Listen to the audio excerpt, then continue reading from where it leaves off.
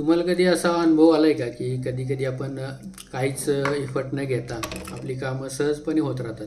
म्हणजे अगदी आपल्याला कधी कधी अनपेक्षितपणे आपल्याला एकदम आपली कामं सगळे सहजपणे झालेली दिसतात. किंवा पण कधी कधी कसं होतं की खूप आपण मेहनत घेतो, एफर्ट घेतो, पण आपल्याला कामात यश भेटत नाही किंवा काही ना काहीतरी अडथळे येत राहतात. नेहमी एकदम उदास वाटतं किंवा आपल्याला असं वाटतं की आपल्याच आयुष्यात असं का होतं की आपण प्रयत्न करून सुद्धा आपल्याला तेवढं म्हणावं असं यश भेटत नाही किंवा काम आपली होत नाही आहेत. तर असं खूप वेळा होतं. पण अशा वेळी अशा सिच्युएशनला टॅकल करणं खूप बऱ्याच वेळा आपल्याला अवघड जातं की नक्की आपण विचार करतो. म्हणजे बऱ्याचपैकी निगेटिव्ह थॉट्स येत राहतात की आपण एवढी मेहनत करून सुद्धा आपल्याच बाबतीत काही चांगलं होत नाही आहे.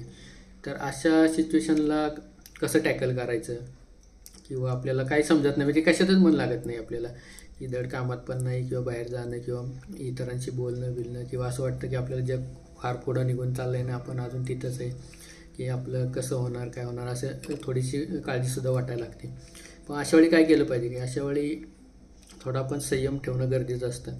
थोडा स्वतःला वेळ देणं गरजेचं असतं. तुमचं मन जिथं रमतं किंवा मोस्टली एकांतात जेवढं तुम्हाला जाता येईल तेवढं तुम्ही त्यावेळी गेलं पाहिजे.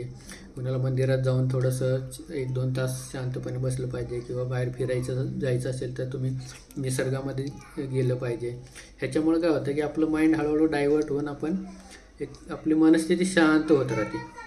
त्याच्यामुळे बऱ्याच वेळा आहे ना की कठीण काळात कसं आपण टॅकल केलं पाहिजे हे बऱ्याच वेळा आपल्याला समजत नाही. त्याच्यामुळं आणि हा काळ जवळजवळ 1 महिना, 2 महिना, 3 महिना पण कधी कधी चालू राहतो. पण त्याच्यावेळी माणूस खूप पॅनिक होतो.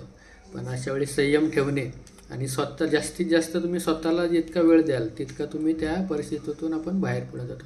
आणि नंतर तुम्हाला असंही जाणवेल की तो जो कठीण काळ गेलेला असतो निघून जातो तेव्हा आपल्याला असं वाटतं की म्हणजे आपण उगाचच त्या गोष्टीचा जास्त आपण बर्डन घेतलेलं आहे. अगदी सोप्या सोप्या छोट्या छोट्या गोष्टीतून आपण त्यातून ओव्हरकम होऊ शकतो.